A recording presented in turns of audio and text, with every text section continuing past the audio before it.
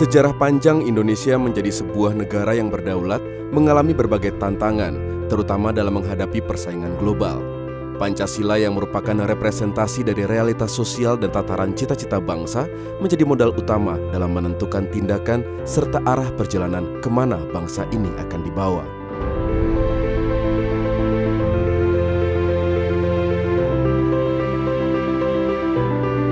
Perubahan sosial, ekonomi, politik, serta budaya bangsa dari hari ke hari membentuk karakter bangsa yang semakin dewasa dalam menghadapi tantangan ke depan. Saat ini Indonesia sedang mengalami perubahan struktur penduduk. Indonesia menghadapi berbagai isu strategis pembangunan sumber daya manusia. Pada tahun 2018, laju pertumbuhan produktivitas tenaga kerja Indonesia berada pada 1,37% di bawah Malaysia, Vietnam, dan Thailand. Kapasitas aparatur sipil negara pada tahun 2019 berjumlah 4.185.503 orang yang tersebar mulai dari pusat hingga daerah, dengan tingkat pendidikan D4 atau S1 yang merupakan jumlah terbesar yakni 53,31%. Namun demikian, SDM Indonesia telah memiliki keahlian dan kemampuan bersaing di kancah internasional. Mereka mampu berinovasi, berprestasi, menginspirasi, menjadi teladan, dan mengharumkan nama Indonesia.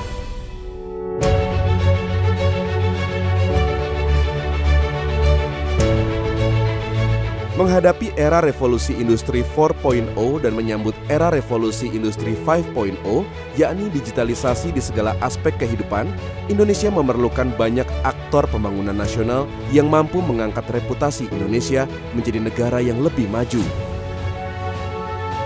Pada tahun 2030, proporsi populasi penduduk usia produktif diperkirakan akan mencapai 68%. Dengan modal bonus demografi tersebut, Indonesia dapat berinvestasi sumber daya manusia dalam menghadapi tantangan pembangunan nasional yang menciptakan daya saing dengan negara lain.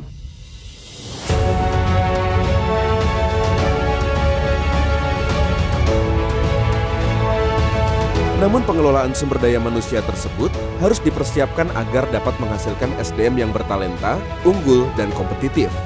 Indonesia harus mempersiapkan kemampuan SDM dengan implementasi manajemen talenta menuju Indonesia Emas 2045.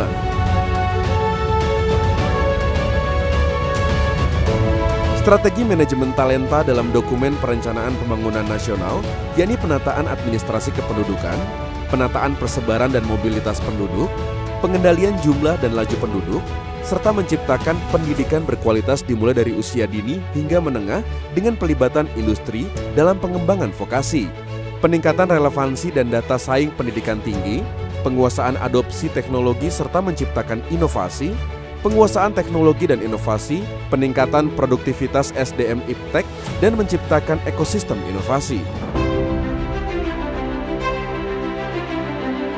Upaya manajemen talenta ini diharapkan agar Indonesia memiliki sumber daya manusia yang berkualitas, produktif, dan memiliki penguasaan iptek tinggi.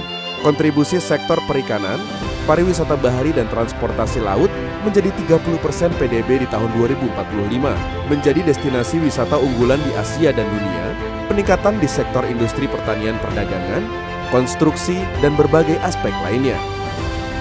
Dengan mempersiapkan sumber daya manusia yang berkualitas, tujuan pembangunan nasional akan dapat berjalan dengan baik, sehingga pada usia 1 abad, tanah air akan mencapai masa keemasan bagi Republik Indonesia.